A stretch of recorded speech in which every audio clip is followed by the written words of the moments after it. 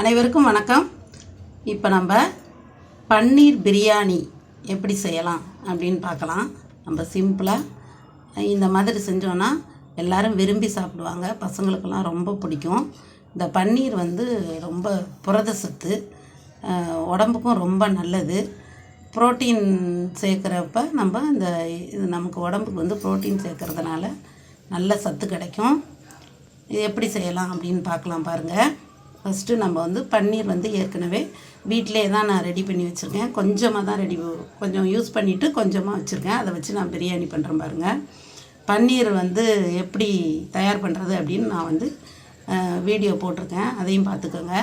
பன்னீர் ready பண்ணி ஃப்ரிட்ஜில் எடுத்து வச்சதை ஒரு தோசைக்கல் போட்டு அதில் ஒரு 2 ஸ்பூன் எண்ணெய் விட்டு அதை நல்லா ஃப்ரை பண்ணி எடுத்துக்கணும்.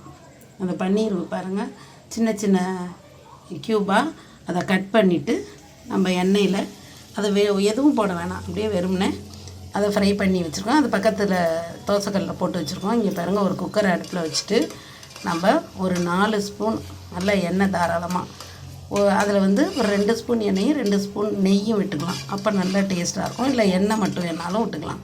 விட்டுட்டு அதில் கிராம்பு, லவங்கப்பட்டை, நட்சத்திர சோம்பு, சோம்புத்தூள் இதெல்லாம் போட்டு கொஞ்சம் பிரியாணி இலை எல்லாம் போட்டு தாளிச்சுக்கிறோம். 2 பெரிய வெங்காயம், ஒரு தக்காளி 2 3 தேவையான அளவு போட்டு அதை நல்லா வதக்கி எடுத்துக்கிறோம். வதக்கிட்டு நம்ம அந்த புதினா கொத்தமல்லியை நம்ம அரைச்சி எடுத்துக்கணும்.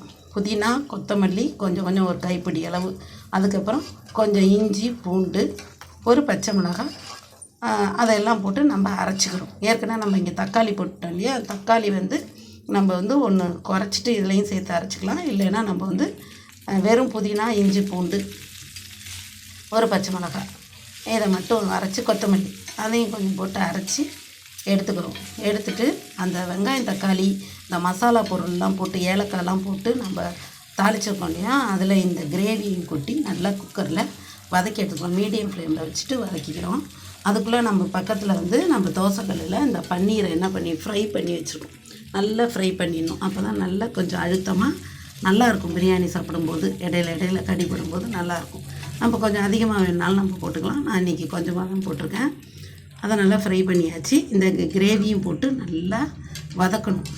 நம்ம வெங்காயம், தக்காளி, மசாலா பொருள்லாம் போட்டிருக்கோம் இல்லையா, அதில் நம்ம அரைச்சோல்ல புதினா, கொத்தமல்லி, இஞ்சி பூண்டு, ஒரு பச்சை மிளகாய் எல்லாத்தையும் அரைச்சிருக்கோம். அதையும் போட்டு அதை நல்லா வதக்கி எடுத்துக்கிறோம். நல்லா வதக்கிட்டு அதில் கொஞ்சம் மசாலா பொருள்லாம் பாருங்கள். 1 ஸ்பூன் மிளகாத்தூள், 1.5 ஸ்பூன் தனியாத்தூள், 1/2 ஸ்பூன் மல்லித்தூள், ஒரு ஸ்பூன் கரம் மசாலா, கொஞ்சம் தேவையான அளவு உப்பு. இந்த பொடியெல்லாம் அந்த கிரேவியில் போட்டு நல்லா கலந்து விடணும். கலந்து விட்டுட்டு அதை நல்லா பச்சை வாசனை போகிற வரைக்கும் அதை வதக்கி எடுக்கணும். இது இந்த மாதிரி செஞ்சு பார்த்திங்கன்னா பிரியாணி சாப்பிட்றதுக்கு ரொம்ப நல்லாயிருக்கும். நம்ம அரைச்சி விட்டு செய்கிறதுனால நல்லா வாசனையாக இருக்கும். கலரும் நல்லா சூப்பராக இருக்கும். கலர் பார்க்குறதுக்கும் பிரியாணி கலர். அதை நல்லா நம்ம வதக்கிக்கிறோம். நம்ம அதுக்கப்புறம் அந்த கிரேவியில் தயிர் ஒரு 2 ஸ்பூன் விடலாம். தயிர் 2 ஸ்பூன் ஏற்கனவே நம்ம எல்லாமே போட்டாச்சு அதில். அதுக்கப்புறம் 2 ஸ்பூன் தயிர் விட்டால் இன்னும் கொஞ்சம் டேஸ்ட் அதிகமாக இருக்கும். அதனால் தயிர் இல்லைன்னா லெமன் ஏதாவது ஒன்று விட்டால் போதும். நம்ம லெமன் விட்டோன்னா தயிர் விட வேணாம், தயிர் விட்டோன்னா லெமன் விட வேணாம். அதனால் நான் 2 ஸ்பூன் தயிர் விட்டுருக்கேன். தயிர் விட்டு அதையும் நல்லா கிரேவியை நல்லா கலந்து விட்டுக்கிறோம்.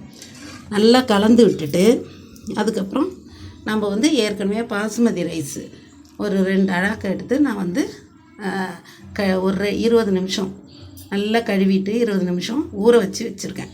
இது நல்லா கொதிக்கட்டும். இந்த கிரேவி நல்லா கொதித்தோடனே 1 பங்கு நம்ம எப்பயுமே 1 பங்கு அரிசினா 2 பங்கு ஊற்றுவோம் இல்லையா, இதுக்கு 1 பங்கு அரிசிக்கு ஒரு 1.5, ஏன்னா தயிர் இந்த கிரேவியெல்லாம் ஊற்றிருக்கும், அதனால் 1.5 பங்கு தண்ணி ஊற்றினா போதும். இப்போ இந்த நம்ம ஜாரில் உள்ள தண்ணியும் கொஞ்சமாக ஊற்றி கழுவி ஊற்றி வச்சுருக்கோம்.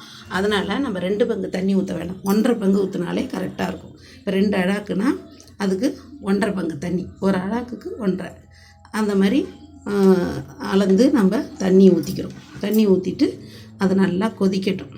நல்லா கொதிக்கட்டும். கொதித்து வந்துட்டு பாருங்கள். கொதித்து வந்தோடனே நம்ம அந்த அரிசி ஊற வச்சுருக்கோம் இல்லையா, அந்த அரிசி எல்லாத்தையும் ஃபுல்லாக அதில் போடுறோம்.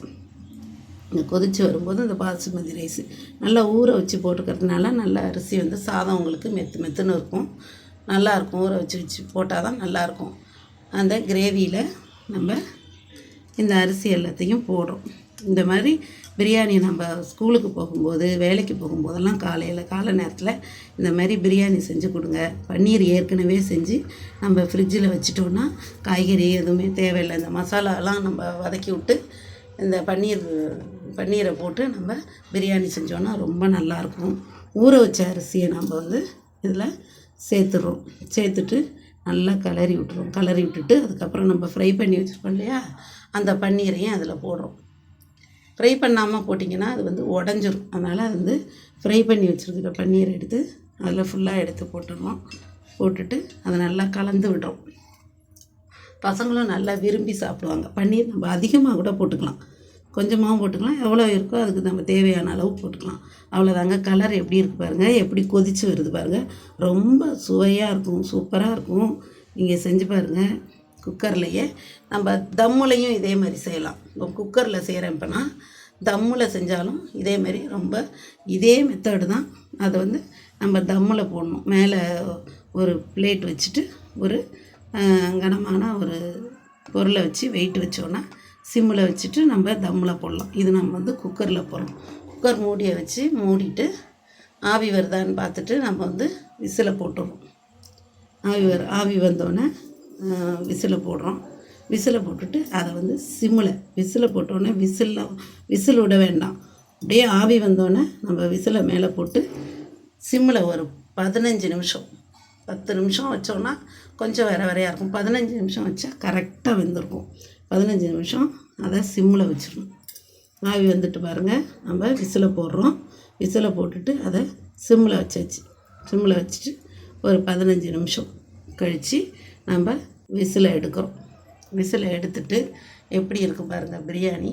அந்த மசாலாவோடு சேர்ந்து அதை கலக்கி விடும்போது ரொம்ப சூப்பராக இருக்கும். எல்லோரும் செஞ்சு பாருங்கள். இந்த பிரியாணி பசங்களுக்கு பன்னீர் போடுறதுனால நல்ல புரத சத்து கிடைக்கும். புரத சத்து தான் ரொம்ப முக்கியன்றாங்க. அதனால் நம்ம இந்த பன்னீர் வந்து எப்படி வந்திருக்கு பாருங்கள். 2 இலை கரெக்டாக குக்கர் ஃபுல்லாக வந்திருக்கு பாருங்கள். இது சாப்பிட ரொம்ப நல்லாயிருக்கும். லஞ்ச் பாக்ஸுக்கு எடுத்து கொடுக்கலாம். எல்லோரும் செஞ்சு பாருங்கள்.